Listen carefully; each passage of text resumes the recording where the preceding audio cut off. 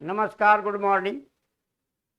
UP triple S C के special पेट batch में आप सबका बहुत बहुत स्वागत है। आइए जुड़िए। तो आज अगला क्लास है, अगला ये टेस्ट पेपर है 10। इस 10 नंबर टेस्ट पेपर को हल करेंगे। देखते हैं इसमें कौन कौन से क्वेश्चन हैं। तो पैराग्राफ पे भी क्वेश्चन होंगे और बिना पैराग्राफ के भी क्वेश्चन होंगे। चलते हैं, प्रश्न को देखते हैं। मनु बहन ने पूरे दिन की डायरी लिखी, लेकिन एक जगह लिख दिया सफाई वगैरह की। पूरे दिन में डायरी क्या होती है? दिन भर में आप जो कार्य करते हैं और अपने शाम को डायरी में लिखते हैं, आज आपने क्या क्या किया, क्या पाया, क्या खोया, और आपके आज का अनुभव क्या रहा वगैरह की। गांधी जी प्रतिदिन डायरी पढ़कर उस पर अपने क्या करते थे? हस्ताक्षर करते थे। आज की डायरी पर हस्ताक्षर करते हुए गांधी जी ने क्या लिखा था? गांधी जी लिखा, काटने की गति का हिसाब लिखा जाए, मन में आए हुए विचार लिखे जाएं, जो जो पढ़ा हो उसकी टिप्पणी लिखी जाए, वगैरह का उपयोग नहीं होना चाहिए, क्योंकि डायरी में वगैरह शब्द के लिए कोई जगह नहीं। वगैरह का मतलब क्या है? वगैरह से कोई बात तो नहीं स्पष्ट हो जाती है। वगैरह न करके आपने जो जो किया है आप उस चीज का नामांकन करें। जिसने जो पढ़ा हो वह लिखा जाए। ऐसा करने से पढ़ा हुआ कितना पच गया है ये मालूम हो जाएगा। जो बातें हुई हों वे लिखी जाए। मनु ने अपनी गलती का एहसास किया। मनु ने क्या किया? अपनी गलती का एहसास किया और डायरी विधा की पवित्रता को भी समझा। गांधी जी ने पुनः मन को कहा कि डायरी लिखना आसान कार्य नहीं है, यह एक इबादत है, एक पूजा करने जैसी विधा है। हमें शुद्ध व सच्चे रूप से प्रत्येक छोटी बड़ी घटना को निष्पक्ष रूप में लिखना चाहिए। चाहे कोई बात हमारे विरुद्ध ही क्यों हो, उसे भी सच्चाई के साथ स्वीकार करना चाहिए। ये गांधी जी के कुछ संस्मरण हैं। तो अब देखते हैं इस पैराग्राफ पे आधारित पहला प्रश्न है कि मनु को अपनी किस गलती का एहसास हुआ। अभी भी आपने देखा कि मनु को किस गलती का एहसास हुआ कि उन्होंने गांधी जी की बात नहीं मानी थी। मनु डायरी में काटने की गति का हिसाब लिखा था, उन्होंने डायरी में सही सही बातें लिखी थी। उन्होंने डायरी में वगैरह शब्द, किस बात का एहसास हुआ कि वगैरह शब्द का प्रयोग किया जो नहीं करना चाहिए था। अगले प्रश्न में है, गांधी जी ने वगैरह शब्द पर अपनी आपत्ति क्यों जताई? वगैरह शब्द की जगह आदि शब्द का प्रयोग सही है। गांधी जी चाहते थे सही भाषा का प्रयोग हो। वगैरह शब्द में कार्य विचार की स्पष्टता नहीं है। वे चाहते थे कि बातों को ज्यों का त्यों लिखा जाए। एबीसीडी में से कौन सा ऑप्शन सही होगा? तो इसमें सी है कि वगैरह शब्द में कार्य और विचार की स्पष्टता नहीं होती। वगैरह शब्द से पता नहीं चलता है कि आपका कार्य क्या है और आप कहना क्या चाहते हैं। नेक्स्ट क्वेश्चन है, गांधी जी ने डायरी लिखने को इबादत करने जैसा क्यों कहा है? दोनों में समय लगता है, दोनों कार्य हमारे कर्तव्यों में शामिल है, दोनों कार्य रोज किए जाते हैं और दोनों में सच्चाई और ईमानदारी चाहिए। तो एबीसीडी में से क्या सही होगा? डी होगा, दोनों में सच्चाई और ईमानदारी चाहिए। दोनों में सच्चाई और ईमानदारी चाहिए। नेक्स्ट क्वेश्चन है, डायरी लिखना इसीलिए महत्वपूर्ण है क्योंकि इसमें व्यक्ति स्वयं का विश्लेषण करता है और स्वमूल्यांकन भी करता है। इससे व्यक्ति पूरे दिन किए गए जमा खर्च का हिसाब किताब कर सकता है। गांधी जी से महत्वपूर्ण मानते हैं, इससे व्यक्ति का समय अच्छा गुजर जाता है। तो ये भी सीडी में से क्या सही होगा कि इसमें व्यक्ति स्वयं का विश्लेषण करता है और स्वमूल्यांकन भी करता है।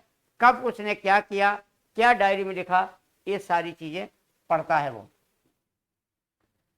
नेक्स्ट है, गांधी जी प्रतिदिन डायरी पढ़कर क्या करते थे? हस्ताक्षर करते थे, क्योंकि नियम था। लोगों को उनकी गलती का एहसास कराते थे। डायरी पर हस्ताक्षर करते थे और ये देखते थे कि व्यक्ति अपने कार्य और विचार में किस दिशा में जा रहा है।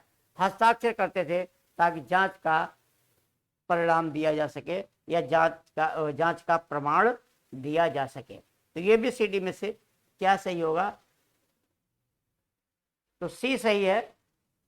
स्पष्ट हो रहा है यही कि डायरी पर हस्ताक्षर करते थे और ये देखते थे कि व्यक्ति अपने कार्य और विचार में किस दिशा में जा रहा है। तो इस प्रकार से 5 प्रश्न आधारित थे पैराग्राफ पे। अब अगले प्रश्नों को देखिएगा। संहार शब्द में उपसर्ग कौन सा होगा? अब बताइएगा संहार शब्द में कौन सा उपसर्ग है? स, सम, शह या आर? एबीसीडी में से क्या सही होगा? तो यह है सम, बी सही है। सम प्लस हार।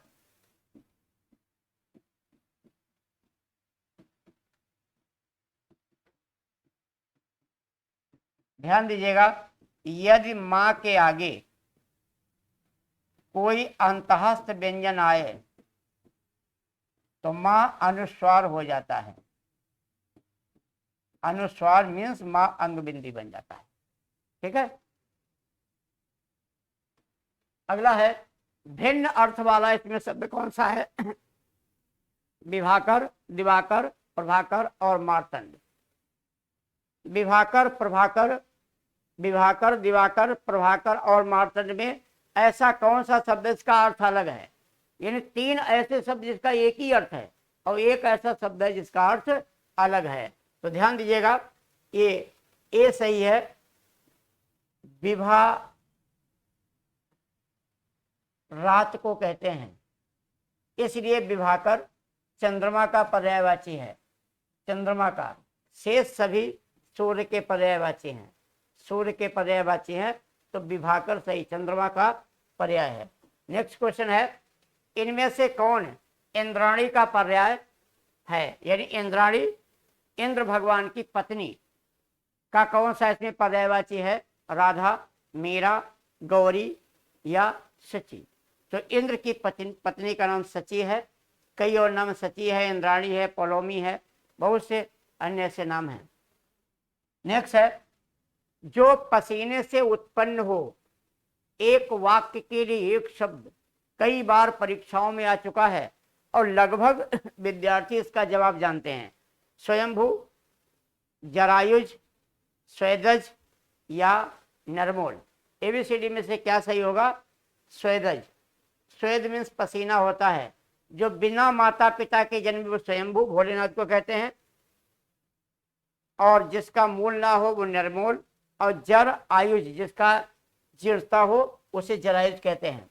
नेक्स्ट क्वेश्चन है, कामचोर शब्द में कौन सा समास है? बेभाव, बहुब्रीहि, तत्पुरुष या द्वंद्व? प्रत्येक समास की आपको परिभाषा आनी चाहिए, प्रत्येक समास की विधि आनी चाहिए, तभी पहचान पाओ। कामचोर का विच्छेद करो, विग्रह करो। काम से, चोर क्या है? दूर रहने वाला, दूर रहना। तो काम से दूर रहना, काम चोर। इसमें अपादान है और अपादान विकल्प नहीं है, इसलिए यहां क्या हो जाएगा?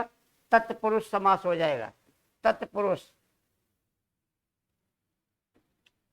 अगला है, कौन सा शब्द स्त्रीलिंग है? भीड़, समूह, झुंड या दल? किसी भी शब्द को स्त्रीलिंग है या पुल्लिंग है समझने के लिए उसका सेंटेंस बना लो। देखो क्रिया किस रूप में जा रही है। क्रिया पुल्लिंग है पुल्लिंग, अब क्रिया स्त्रीलिंग है तो स्त्रीलिंग होगा। तो भीड़ शब्द है, जैसे कहोगे भीड़ लगी है, भीड़ लगी है, स्त्रीलिंग होगा। लेकिन समूह है, समूह लगा है नहीं होगा, समूह होगा लगा। समूह जा रहा है, समूह है। इसी प्रकार झुंड खड़ा है, दल, कौन सा दल? सब पुल्लिंग के शब्द हैं। अगला है, भगवान करे तुम्हारी नौकरी लग जाए, किस प्रकार का वाक्य है? भगवान करे तुम्हारी नौकरी लग जाए, इच्छावाचक, प्रश्नवाचक, संकेत या विधानार्थक? ध्यान रखिएगा, वाक्य 2 प्रकार के होते हैं। एक होता है रचना के आधार पर, रचना के आधार पर वाक्य होते हैं 3, सरल, संयुक्त और मिश्र और फिर होता है अर्थ के आधार पर, अर्थ के आधार भेद होते हैं 8, ये सारे अर्थ के आधार पर दिए हैं। तो भगवान करे तुम्हारी नौकरी लग जाए, ऐसा अगर आपसे कोई कह रहा है तो आपको क्या कर रहा होगा, अपनी इच्छा व्यक्त कर रहा होगा, आशीर्वाद दे रहा होगा। तो इच्छा, तो क्या होता है, इच्छा, आशीर्वाद, शुभकामनाएं का जहां बोध हो वो इच्छावाचक वाक्य आपका होता है। अगला है चांदी काटना, मुहावरे का क्या अर्थ है, कठिन काम करना, आभूषण बनाना, अधिक लाभ कमाना या चोरी करना। एबीसीडी में से क्या ऑप्शन सही होना चाहिए, चांदी काटना। तो अक्सर लोग कहते हो आज भाई आजकल बहुत चांदी काट रहे हो, तो चांदी काटने का मतलब हो जाता है अधिक लाभ कमाना। चांदी काटने का मतलब क्या हो गया, अधिक लाभ कमाना। फिर है शुद्ध वर्तनी वाला शब्द कौन सा है।